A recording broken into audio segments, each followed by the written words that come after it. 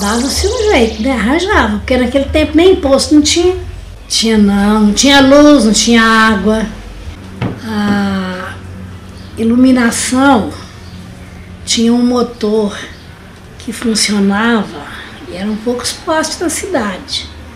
Dava 10 horas da noite, o motorzinho parava, todo mundo no escuro. Naquela época, apesar da dificuldade, os políticos, os deputados, eles eram mais amigos. Eles frequentavam João Pinheiro. Ia na casa da gente, igual na casa de papai, lá em casa, na minha casa.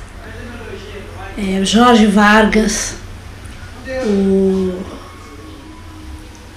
Tancredo, num comício que ele fez aqui, Israel Pinheiro, Raul Bernardo, entre outros.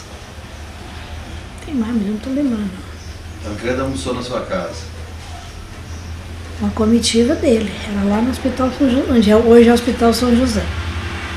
A gente não tinha um restaurante, não tinha um local para poder receber.